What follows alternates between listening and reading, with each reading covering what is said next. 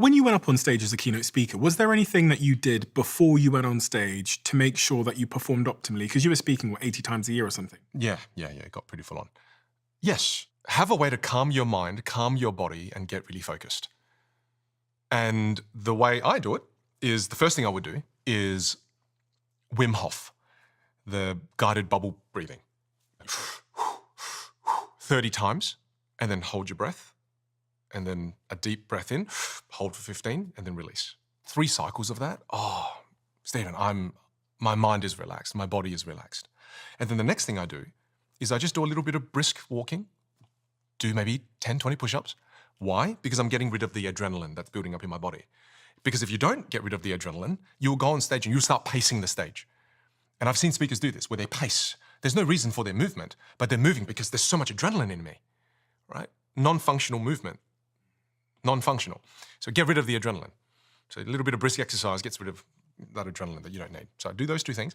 And depending on how nervous I am, I may have to do a mindset shift.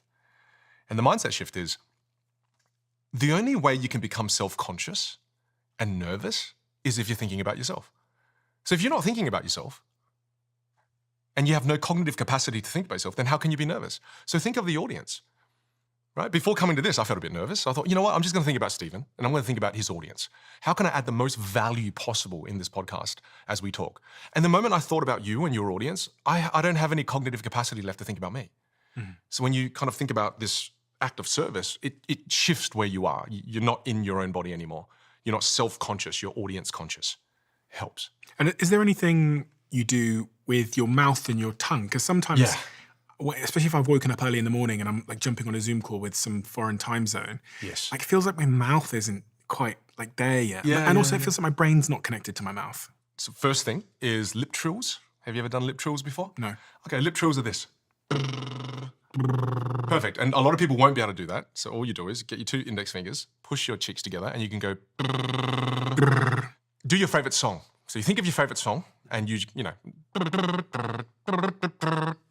Final Countdown, one of my favorites right now. Do that for an entire song. So do that for your favorite song. And once you've done that, if you do that for 2 to 3 minutes, now all of a sudden your articulators have woken up. You've also woken up your vocal cords. And your lips now being the main articulators we use to shape the words that we say, it's awake. The siren technique is another great way to wake up your voice. And you've done the siren technique, which is read low and then go high. Read low and then go high. The other thing that I learned from studying your work is this idea of the power sphere when you're on stage. This power sphere, I've got a picture here. You've got a picture that. I learned this from Mark Bowden. Mark Bowden is an incredible body language expert, and I was lucky to do some coaching with him when I lived in the US. And he taught me this concept of the area between your belly button and your eyes. Yeah. And that's the power sphere. So when you're gesturing to people, a lot of people who are shy, they gesture below the power sphere. Well, just like the hands to the side. So again, they're doing all these different things, but they're doing this. I'm like, oh, hey, great to see you. Oh, I'm so excited to be here. It's great, right? And why are they doing that? Because they're playing small. Okay. Scared to take up space, right? So, and again, I get a lot of my female students ask me this question. They say, oh, Vin, I feel like I don't have enough presence. And I get the feedback, I don't get executive presence. What is this elusive thing called executive presence? It's simple, it's 2 things. It's vocal presence and physical presence.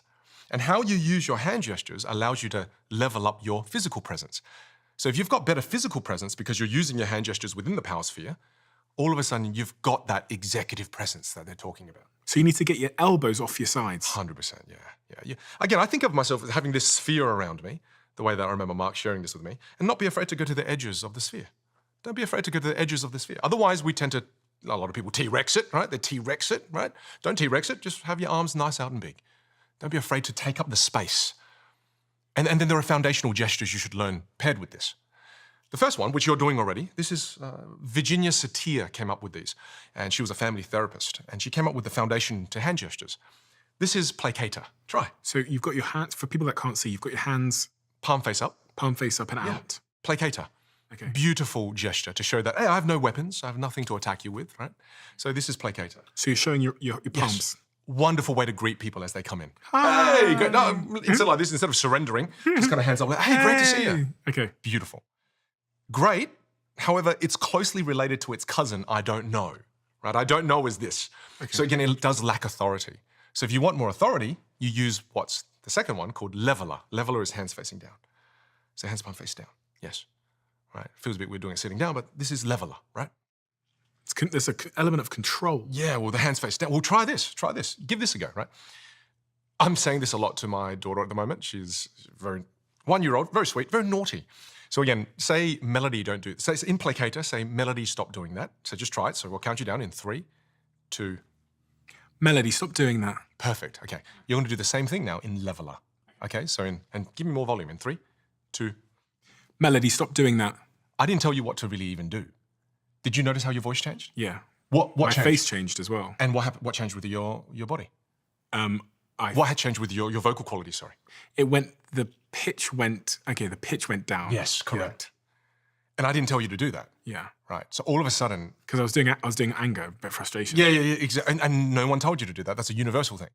What's fascinating about what just happened there is people are afraid of a monotone voice, and they don't realize that a monotone voice comes from a monotone body. So you just moved your body from this to this, and you created a different sound. Yeah. Is the voice is connected to the body's connected to the voice. And the biggest mistake you see here within this realm here is imagine you did a great keynote, and at the end, imagine I did this. At the end of the keynote, imagine I did this.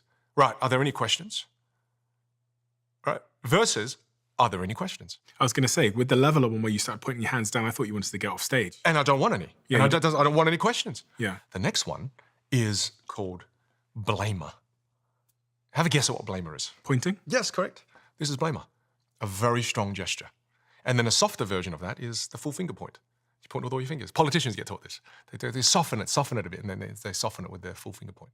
I notice this on the podcast sometimes. I notice the people accidentally do it when they say something. Yeah. Oh. Because they'll say something like, entrepreneurs, they can be quite sad because they don't have work-life balance. And as they're saying it, they'll like accidentally point at me. Right.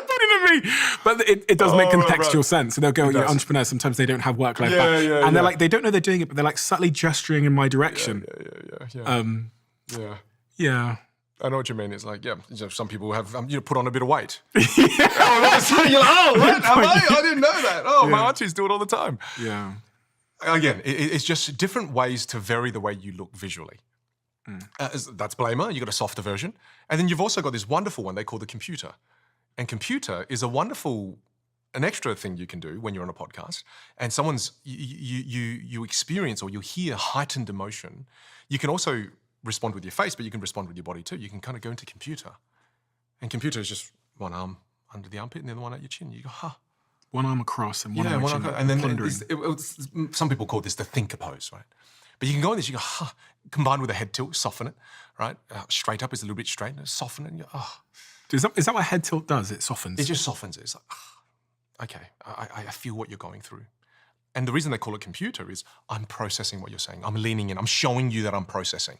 As opposed to sometimes we're unaware. We don't move our face and then we just sit there and they're talking and we're like this. Yeah. And they don't know if you're there. The sensitivity is when you sense heightened emotion. So if they start to get a bit frustrated, you can show them with your body too. A beautiful pose. Right? Then the final one is distractor, which is a pattern break. It's an auditory and visual pattern break. For example, if you're on stage and you're talking and you've gone on a tangent, I've done this, maybe you've done it, and you realize the audience, they're all on their phones. Instead of continuing, you can execute distractor and do distractor to get their attention back. Oh, I'm sorry. Oh, I've gone down that tangent. Let me bring you back. Let me use a different analogy. So auditory, in that there's a clap involved. Visual, in that I'm shooing bees. Imagine me shooing bees as I was doing that. So clap and shooing bees. There's an auditory and visual pattern break that now allows me to get your attention back. If you're doing this more than once in a presentation, you need to work on your rehearsal process. You need to work on you delivering the presentation in a way that's more coherent. I guess all of this stuff also applies to when you're making video clips for social media. So many of us are building personal brands and trying to make content, but we make boring, unengaging videos. Yes. Because you come to life. I'm coming to life visually. Yeah. What we're seeing here is I'm coming to life vocally and visually. Here's where people get stuck again. They go, but that's not me. Yeah. Do you think, right now I'm watching Beast Games and I'm loving it. It's just, I'm so addicted to it. Jimmy's doing great. And do you think Jimmy talks like that in his everyday life?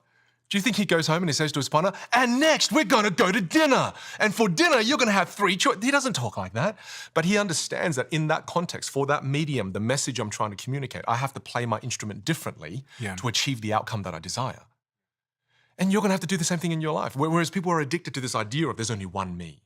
Do you know what's interesting? Is I think there'll be a certain cohort of people listening that just go, oh, God, this is so